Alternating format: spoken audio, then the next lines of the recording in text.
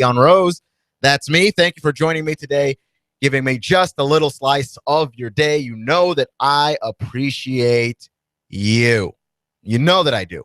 So we've got a lot of things to talk about today. And, well, first off, I find it interesting that I say that every day. Like, when don't we have a lot of stuff to talk about? Sports always happens, but fine. We do actually have a lot of stuff to talk about, including some breaking news involving the University of Tennessee. Just broke. It's on the front page of ESPN.com. So I will get that story to you.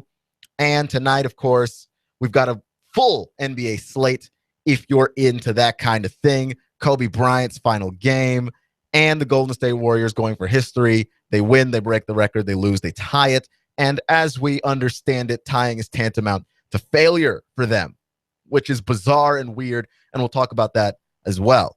But before we jump into anything, let's talk about the platforms. Where can you reach us? Where can we reach you? Facebook, Twitter, and YouTube are the ultimate places to find us. If you search Hot News Talk Radio, we are the first thing that comes up. We love to hear from you, and we respond to everything, every single thing. Check us out. 100% reply rate. That's right. So we have that going for us. If you'd like to listen to the show, simply search. You could search us on YouTube. We stream our shows live on YouTube, and the classic episodes are collected for your listening pleasure. So you've got that option, as well as, if you'd like, you could go to hotnewstalkradio.com, stream us live there as well, and on the TuneIn Radio app. That's the TuneIn Radio app.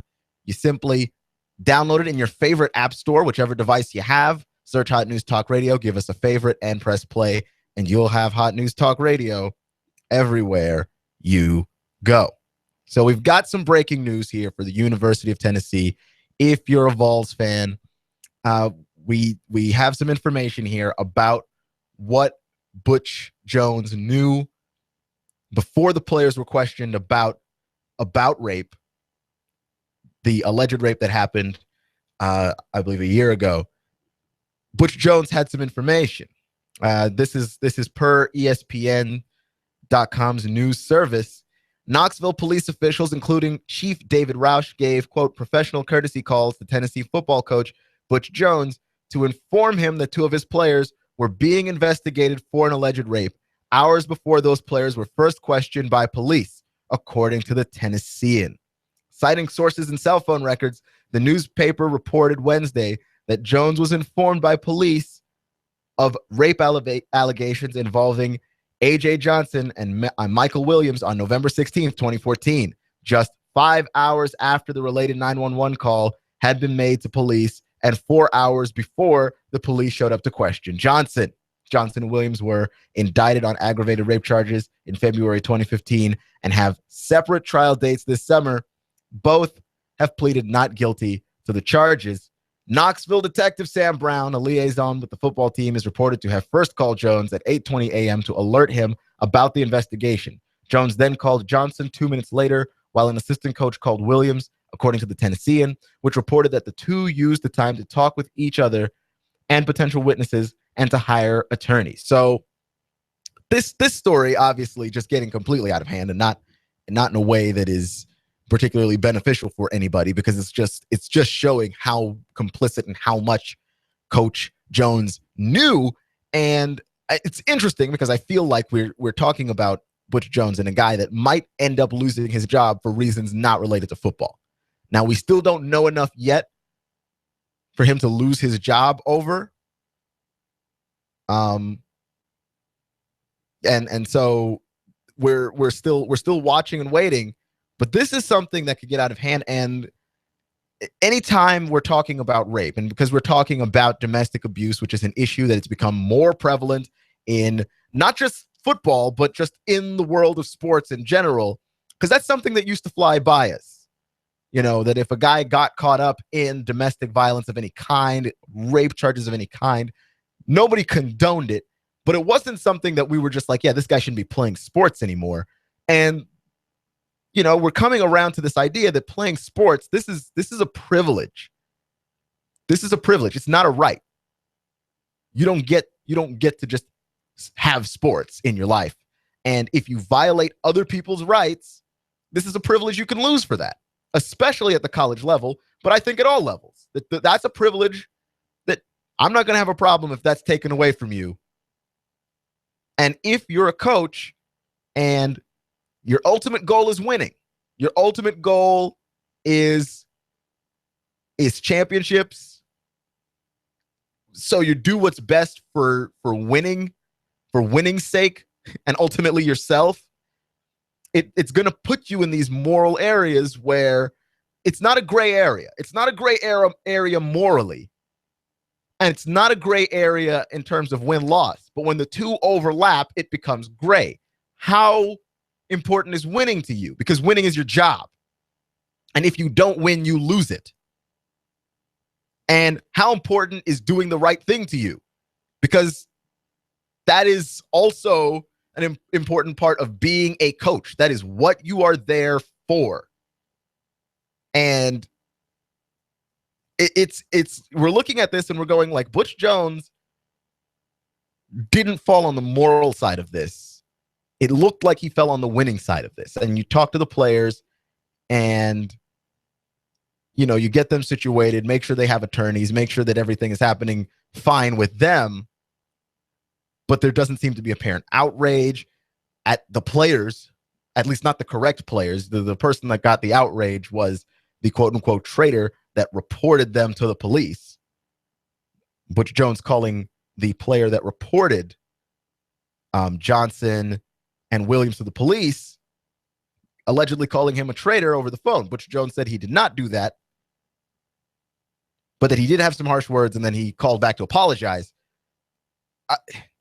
It's just getting messier and murkier, and this is it's getting more complicated.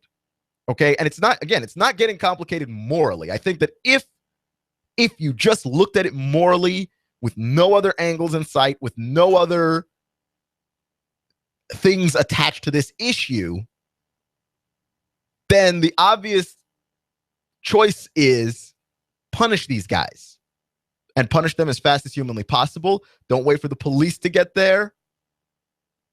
Worry about the young woman who was raped. Try and support the player that reported those guys to the police. Instead, that player gets shunned by the team. He gets lectured by his coach. And this makes a bad situation, this makes a terrible situation simply look worse. This just makes a situation that didn't have to be as complicated as it was more complicated. And sports has a tendency of doing that. I think in a lot of ways it can simplify things, but in this way it's complicating things because you need these guys to win. And you don't win, you don't have a job. To the point where, you see, arrest rates are high at any school that Urban Meyer goes to coach at, because he's choosing the talent and he's choosing the winning almost every time. Every school that has, if you look at Nick Saban, like Nick Saban is a guy that's not catching any fire because he's winning, but he's had players, a lot of players, be arrested during his time at Alabama. And he signed players from other teams who've been kicked off of other teams after they've been arrested. And he said stuff like, if guys don't have football, they're going to be out on the streets doing something else. And I'm 5'10", 180. I'm not playing football. I managed to not do something else. So I don't think that you get to use that as an excuse when what you care about is the winning. Okay. And we see this happen all the time in college sports. You're listening to AM 1240 Hot News Talk Radio, Clutch with Keon Rose. We see it happen all the time where we talk about what should benefit the student athlete and what should benefit the kids playing sports. And if it lines up with winning, that's the way that we're going to justify it. And that's the way that we're going to spin it. Okay. And you can see that Butch Jones is just in a more complicated version of that. Because once you're dealing directly with arrests, there's no way that you can spin that. But Nick Saban can spin, yeah, that guy got arrested somewhere else, but I have to give him a second chance because if I don't, he's going to be on the streets doing God knows what. And that's not necessarily true, because by and large, most of you listening to this show right now have not played college sports. I didn't. I played intramural sports, but obviously that's not the same thing. And it's just like, oh, if I didn't have college sports, then why aren't I on the street doing God knows what? Why am I not out there doing something shady and sketchy? We're just justifying it. Like, you're even seeing it happen in the story with the satellite camps. The SEC gets their way. They get Jim Harbaugh out of the South. They get Jim Harbaugh and his annoying satellite camps out of the South. And they're talking about it. We talked about this before, where they're talking about how it's bad for the kids. Like, no, you just don't want Jim Harbaugh down in the South recruiting. And then Jim Harbaugh gets kicked out of the South, and he's saying, the kids aren't getting an opportunity to see as many schools as they can see. And so it's bad for the kids. And again, on both sides, just own it. None of this has to do with the kids. Stop throwing the youngsters in there and the kids and you don't care about the student athlete. You're aligning your views with what's beneficial to you.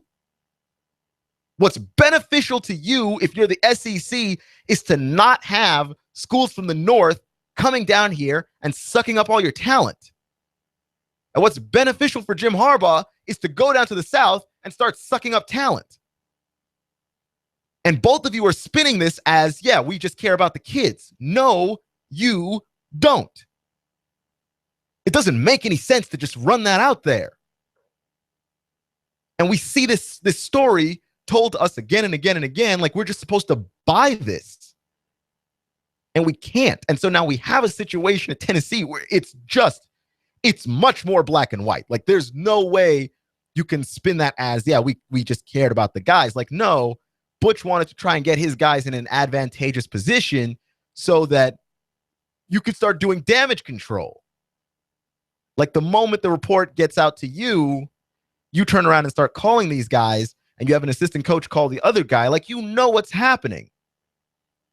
And when your next move isn't to dig deeper and find out what happened to the young man who reported the rape, to not check on the young lady who was raped, you're just in full damage control mode to the point where you're shaming the young man for reporting the rape. Like, you're just adding layers to this thing that it looks worse. It looks so much worse. And I want to stand here and talk about Kobe Bryant, but I really can't. That story came and just derailed just everything. Okay? And we're in a situation where the student athlete, they don't have any power. So whatever story they end up getting used in, they just have to take it. They just have to take it, because if you don't, you're just not playing college sports.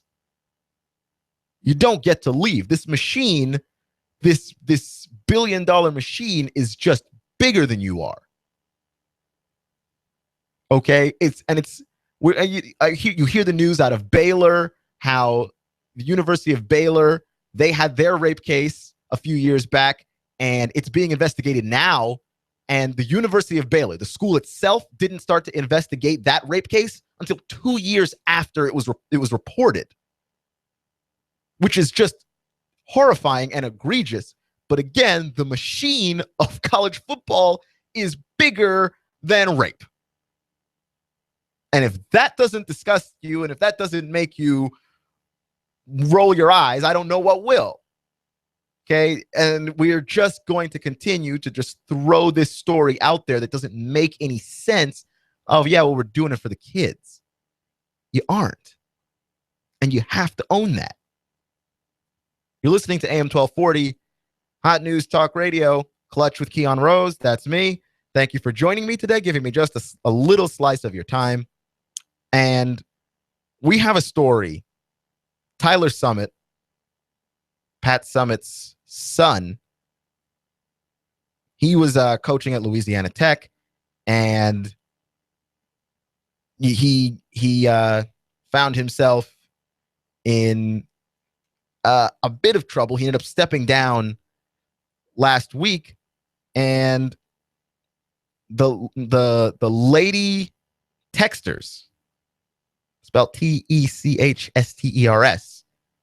of Louisiana Tech, which, just an aside, what kind of name is that for a mascot? The Texters? You're Louisiana Tech, so you thought of the Texters? Oh. Okay. Well, so you have this situation where Tyler Summit, he gets sexually involved with one of the Louisiana Tech players. Okay, he's young, by the way. He is just 25, and so he resigned, citing that he was in a relationship that was damaging to the team and his family. And so the news has basically come out, and he asked for the privacy of everybody involved. And I said at the time, and I'll say it again, I appreciate your request for privacy, but this is the media, man, and we're not going to do it. Should we? No, we shouldn't be like digging through your dirt, but that's what we do. And so, like, there was a time actually in American journalism where you didn't just report stuff. Like, even if you saw the story was dark and you were like, okay, reporting this does more harm than good, I'm not going to report it. Now we live in the era of TMZ and Deadspin, and just pulling out dirt on people is what we do. We enjoy it a lot, and there's money to be made there. So reporters are trying to outscoop one another, and it's fine when the scoop is, oh, Adam Schefter's reporting that a trade's going down. It's different when you've got so many lives entangled in a story like this Tyler Summit story, and you're just going to throw everything out there anyway. Like, it doesn't matter if the player who is alleged to have been impregnated by Tyler Summit, she said that she wasn't. She denies it. She posted the pregnancy test on Twitter, which is just not a great way of going about that. But we live in the social media world, so I guess that's our answer to things now is Twitter responses. But the relationship, obviously inappropriate. I don't think we have to go through the entire gauntlet of it. But what I want to say is that, like, you just have people going,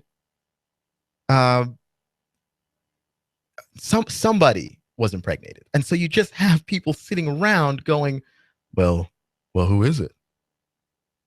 Like that's even fair to do. It's not. Why do we think that that's okay? We are just so into getting into the business of others. And it's easy to turn around and blame the media for that. But the media only serves a desire.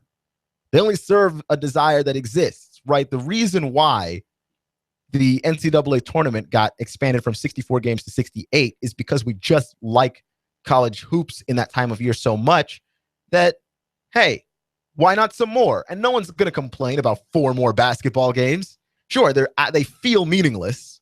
They don't have the same weight that the real first round of the tournament has. But nobody's gone, oh, no, we don't need that. We're just going to take more basketball. That's just what it is. Okay, we're looking at the college football tournament. We're obviously going to expand that because there's a desire there. There's money to be made there because there's a desire there. There's money to be made in the reporting of these sensitive issues because there's a desire there. Like, secretly, deep down inside, everybody wants to know. But it's easy to turn around and blame the media. Just point the finger at the press, point the finger at the radio, point the finger at the TV, and go, look how intrusive and invasive they are for doing this. They wouldn't do it if you didn't want to see it. Like, if everybody was like, no, I don't care about that, I'm better than snooping around in Tyler Summit's business, or Ashley Santos, one of the players, is now having to post that, you know what, there's rumors about it being me. It's not me. Like, why does she have to do that? Because people are just snooping and they want to know. The point here is we all want to know. We shouldn't, but we do. And if that's the case, then you can't blame the media. You can't blame the press. You got to blame you. Point the finger where the attention's coming from. It's you, it's me, it's all of us sitting around speculating. You're listening to AM 1240 Hot News Talk Radio, Clutch with Keon Rose. We're going to be talking about hoops on the other side next.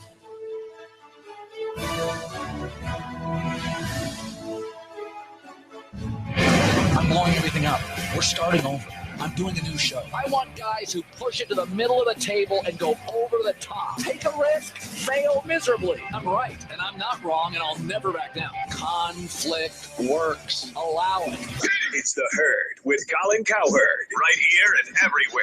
Noon Eastern. You give us 12 minutes and 40 seconds. We'll give you Chattanooga and the world. News Talk 1240. Finding just the right place to live can be a daunting task. Stop your search. In Chattanooga, the place to live is Cross Creek Villas for under $1,000 and available for immediate move-in. You can enjoy this 2-bedroom split layout, over 1,000 square feet, 9-foot ceilings, an extra-large patio or balcony. And don't forget to ask about their preferred employer program. Cross Creek Villas is a gated community, offering a 24-hour fitness facility, a beautiful pool and hot tub, and Cross Creek Villas is pet-friendly. Stroll the pet park with your best friend and enjoy the free use of their business center and clubhouse. Plus, if you mention you heard this on the radio, your application fee is free. Cross Creek Villas, close to downtown off of Highway 58. Go to crosscreekchattanooga.com. That's crosscreekchattanooga.com or call 894-0446. That's 894-0446. Redefine the way you live at Cross Creek Villas. Go to crosscreekchattanooga.com or call 894-0446. Cross Creek Villas. Rick Davis Gold and Diamonds has got on his sunglasses. He's buying so many glittering diamonds today, he's almost going blind looking at the haul. Rick Davis Gold and Diamonds, come on in today. He'll give you top dollar on a sparkling field of diamonds, an ocean of value that he wants to convert into cash for you. Come on in today, sell your diamonds. You'll get the biggest wad of dollars anywhere for your gleaming diamond. Rick Diamonds Gold and Diamonds. Rick wants to meet you in person today. Diamonds, Rick loves them. He'll take your diamonds and gold and you'll walk out with ready-made money in your pocket. Hundreds, 50s, 20s, and $10 bills. Cash, cash, cash at Rick Davis Gold and Diamonds. Rick Davis, Brainerd Road near Eastgate Town Center. Cash, cash, cash, and more cash.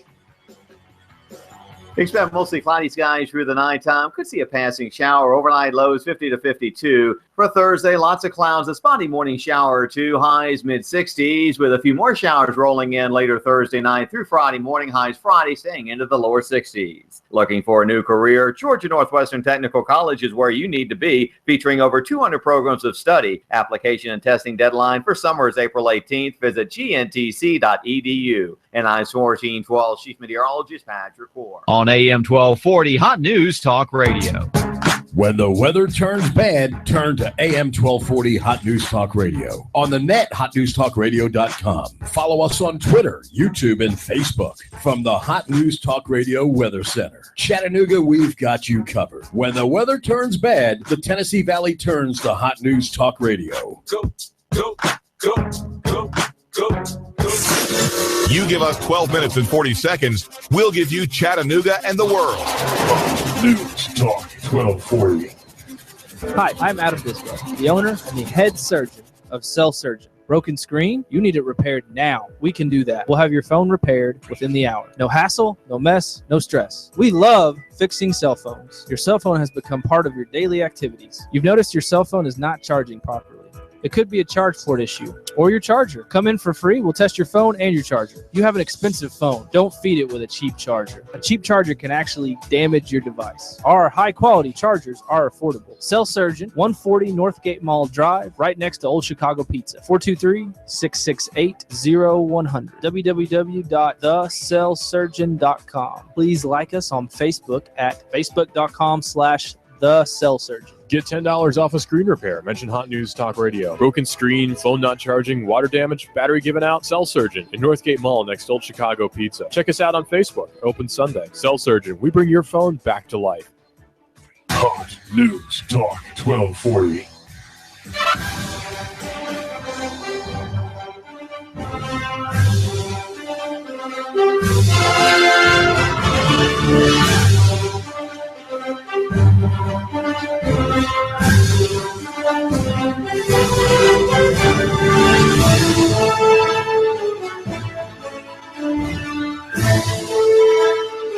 So I was thinking because around my birthday, actually, I saw Batman v Superman, and first off, I actually like that movie. I'm pretty sure I am all alone in that. I feel like I am the only one. I might be. I just might be. But in the movie, and I don't know, movie's been out long enough. Spoiler alert, I guess, if you're listening, turn away your ears if you were going to watch this. I am going to spoil something for you because it's based on comic books. Like if you open up a comic book, it's not the most surprising thing. Superman fights Doomsday in the movie. Doomsday killed Superman. Okay, there you go. So it's out of the way. If you have plugged your ears, I don't know how to tell you to come back. I could have counted down from that one, I guess. But whatever. Superman dies in the movie. And it's a giant blockbuster that's planned in a series of long blockbusters. So it's not like Superman's not coming back. He came back in the comic books because who makes more money than Superman? Right? He dies. It shocks everybody. And then you realize, like, no, he's coming back. Somehow we have this thing with athletes, because it's real life. When they go, they don't come back. And so, yeah, I make fun of the Lakers. I make fun of the Lakers for turning Kobe Bryant's farewell tour into a giant money printing machine, because it is, and it's a very good money printing machine. It's possibly, outside of like an actual money printing machine, the greatest money printing machine ever invented. The giant money printing machine that is Kobe Bryant's farewell tour has, of course, generated cost.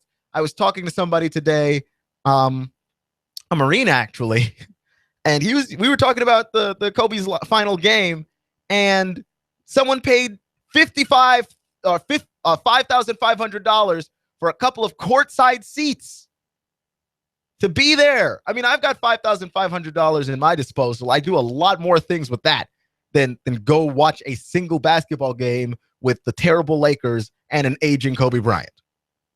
Like and the Utah Jazz. All right, that Utah Jazz team is really good. They're really young, but I'm not seeing the wow factors on the Utah Jazz just yet. They can make the playoffs, so there's that.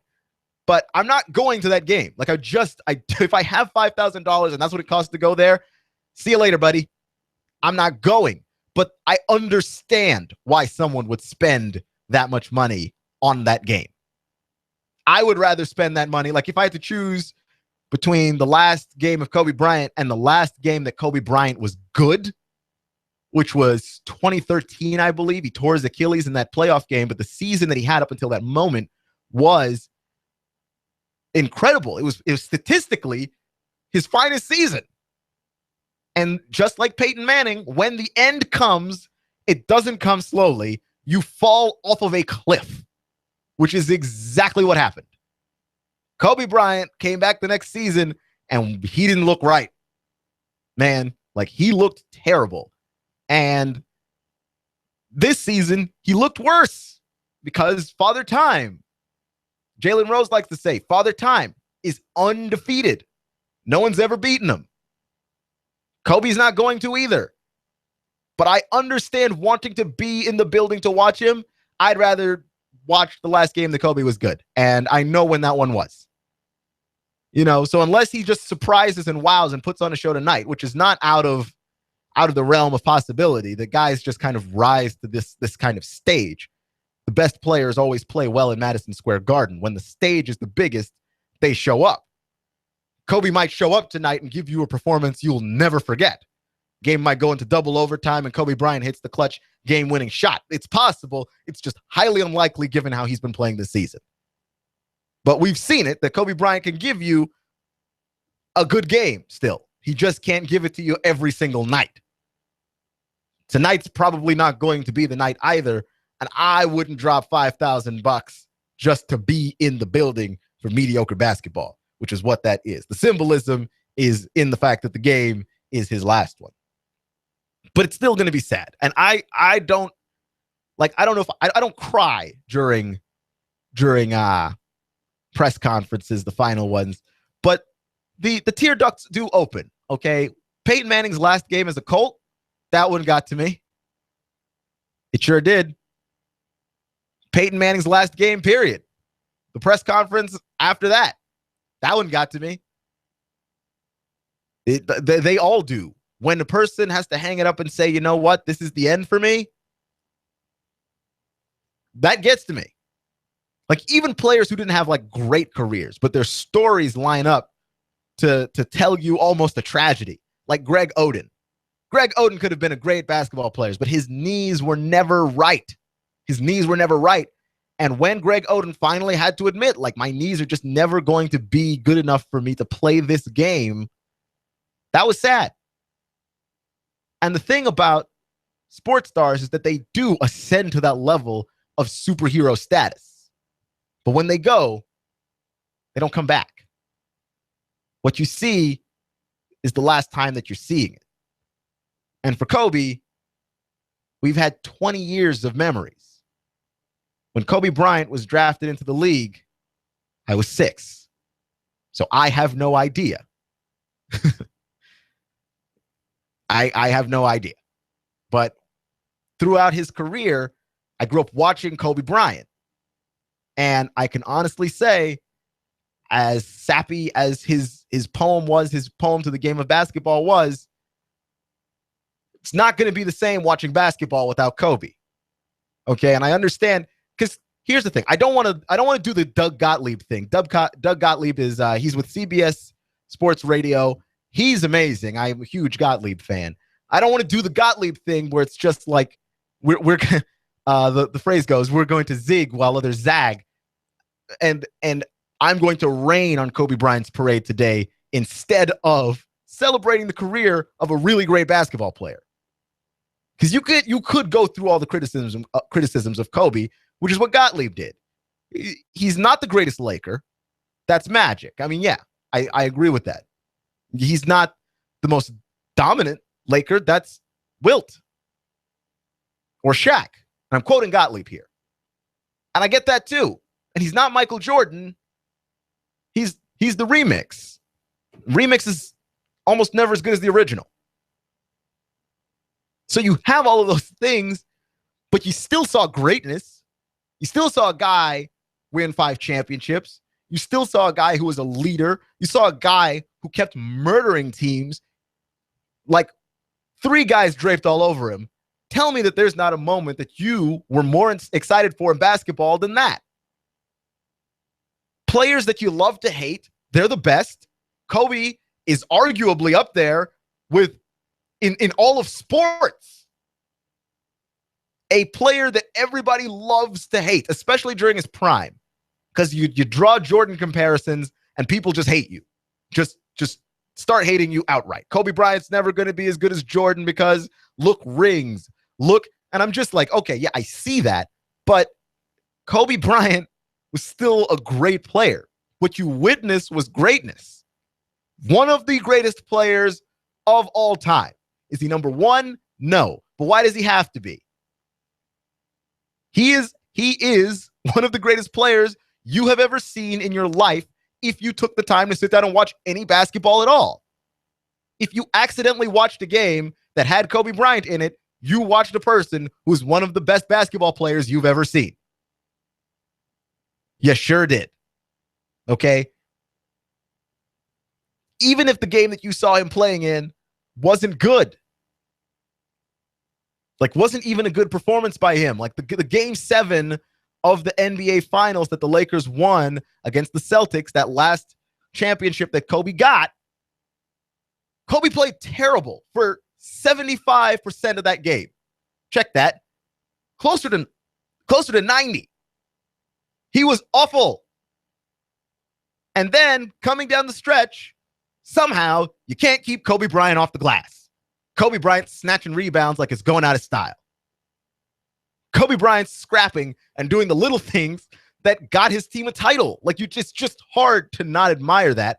And when you take into account the 63-point game that he had against the Dallas Mavericks, in which he did not play in the fourth quarter, and the 81-point game that he had just a few weeks before against the Toronto Raptors. I remember the night that he scored 81 points. I didn't watch the game. At least I didn't watch it live. Had to watch the highlights. But every other number that people were scoring 40 points. People were scoring 35 points, which is really good. And all those numbers just felt really small next to 81. Once you heard 81 in the sports update, every other number after that sounded real tiny. Because dropping 40 is good. Dropping 81 is legendary. So no, I will not do the contrarian rain on Kobe's parade. I poo-pooed Kobe yesterday. That was the point of that.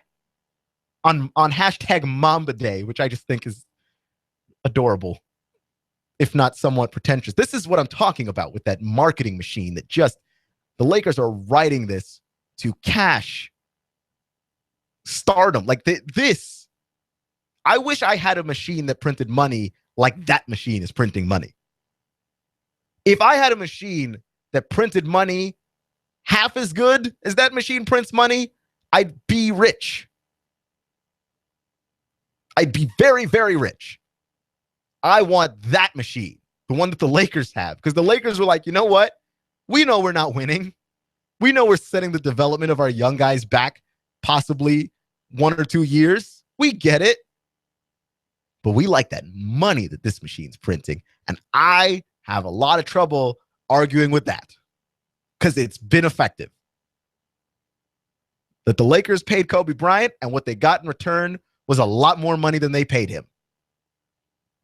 Now, to me, the Lakers got to be willing to go over the luxury tax at some point in the near future, I think, if they want to be good, and to put that money to good use. Like if you're investing it, like this could be sneaky if they do it this way, and they probably won't, but I like to imagine that they would do it this way, where the money gained from Kobe Bryant's farewell tour just goes into paying the luxury tax, and the Lakers just try and pay the hell out of somebody to get them to come to Los Angeles. Because it would work. And the NBA luxury tax is not kind, but you're selling Kobe shirts, Kobe shoes. You are charging $800 for nosebleeds to see Kobe Bryant play his final basketball game.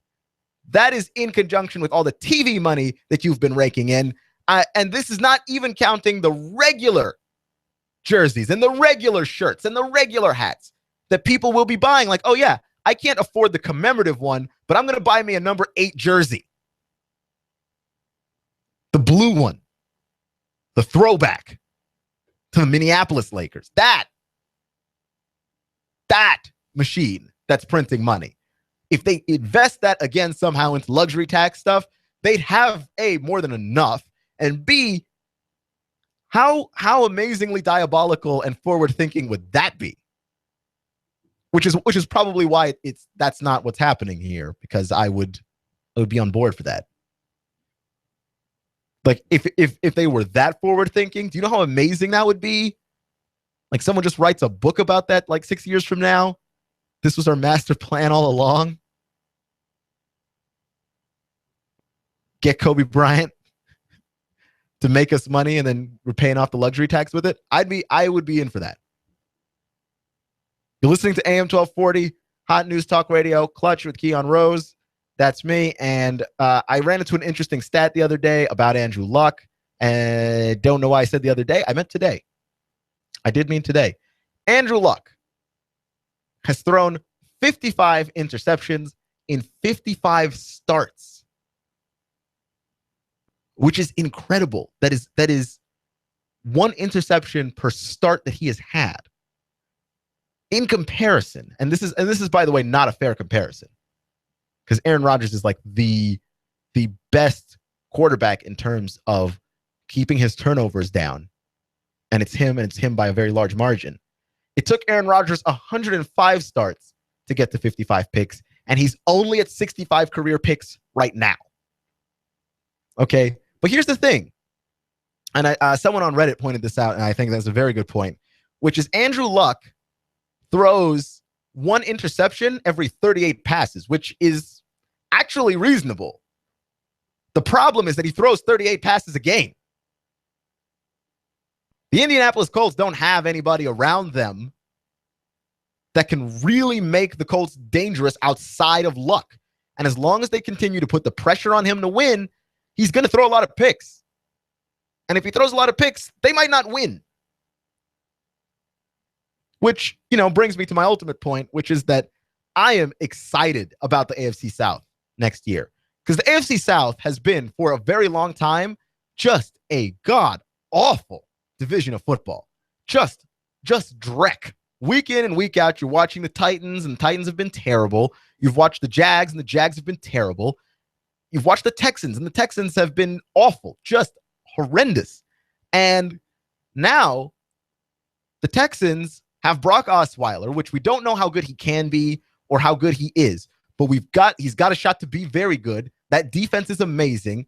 Osweiler is certainly an improvement over Hoyer. You're looking at the Titans. Marcus Mariota, they've got the number 1 overall pick. They could go Tunsil. They could probably go corner. Whatever their decision is there, I don't think they could make a wrong one. This team, their franchise corner blocks could be selected in back-to-back years, and they're headed upwards. I like the development of Blake Bortles down in Jacksonville. I think the Jags are an exciting team to watch. I love the way the Bortles plays. He reminds me so much of Ben Roethlisberger. It's incredible. If that's his ceiling, I'm excited. That's fantastic. And then the Colts, who are really good, they just have to get that support around Luck. If they can get that support around Luck, this entire division could go from worst division of football to scariest division of football, and like this. In overnight, it would feel like this could be a really entertaining division of football to watch, and you'd have the Titans with an opportunity to take the top. I say, strike while the iron's hot. And again, I question all the time the head coach of this football team being Mike Mularkey, not because I have anything in particular against Mike Mularkey, but you just had an opportunity to go after more coaches.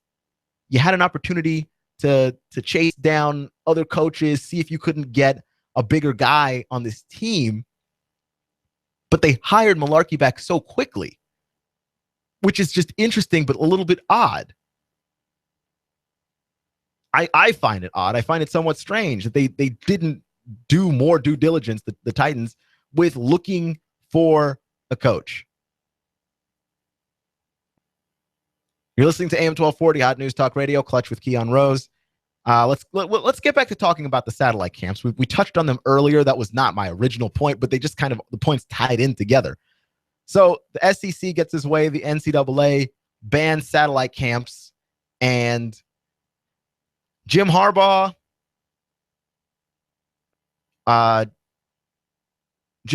was taking shots at the SEC,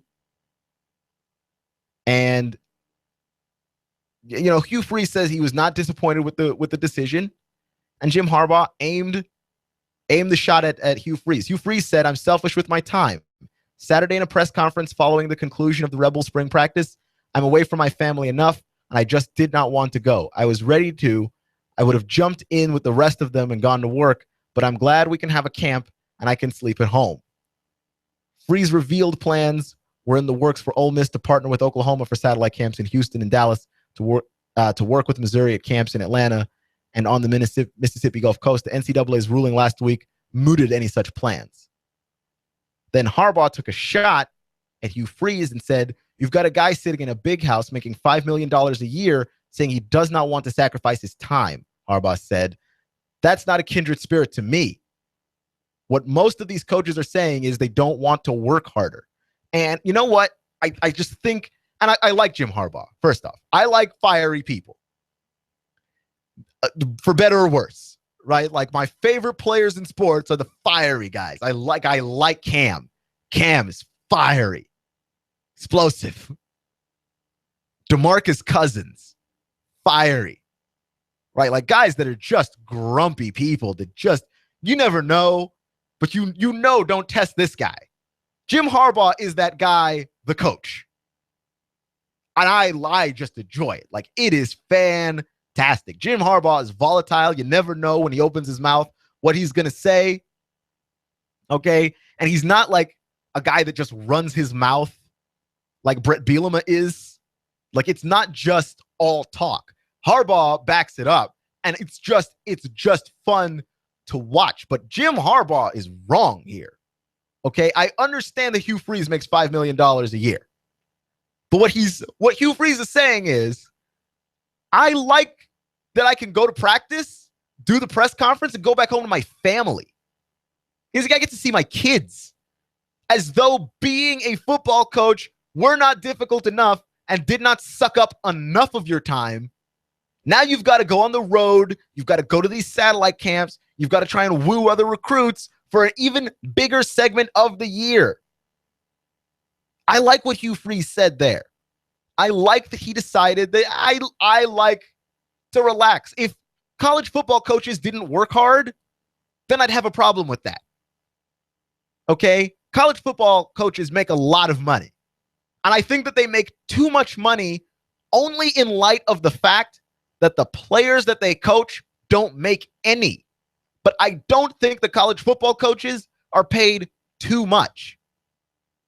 Because what you're asking a person to do is to go and prepare all week for a game, watch film, keep control of a locker room. You've got guys that get arrested and get into altercations. They've got to watch out for that. They've got 60 young men that they've got to keep their eyes on and build up and coach and teach. And this extends off the field. You've got to make sure that guys get their grades up. It goes into the classroom. And you're just asking a guy that does stuff all day to do more. Like, coaches don't go home. And so when you have that opportunity to go home, you want to take it. A lot of guys want to take it. Then you do have the workaholic coaches that, like, they really don't go home. Like, I love my kids. I just don't love my kids more than I love coaching football. And in that is admirable in its own way. But trust me, I think I admire the guy more that's like, yeah, but I want to see my kids too. That's okay. I'm not, and maybe that's just the way that I was raised, that like family is just a huge thing. Going back home is a huge thing, but you can't work so hard you don't see your family. Like, that is just absurd for Jim Harbaugh to say, like, yeah, these guys are lazy. The coaches aren't lazy. Okay? He wants more time to rest at home, to be able to go home. You're on the road some more. You're adding more to this schedule. Like, that's what it's going to take for Jim Harbaugh to get Michigan back up and running, because Michigan was in a terrible place. Ole Miss is not in a terrible place. Hugh Freeze is like, I don't want to do this, and that's fine. In fact, that's perfectly fair. Make sure to check out the Warriors tonight. They're going for history. 73-9 would be the record if they beat the Memphis Grizzlies tonight. Game is on Turner TNT at 10:30. Remember, it's not how you start, it's how you finish. Stay clutch. You give us 12 minutes and 40 seconds, we'll give you Chattanooga and the world. News Talk 1240. Shake, shake, shake it at Five Guys Burgers and Fries.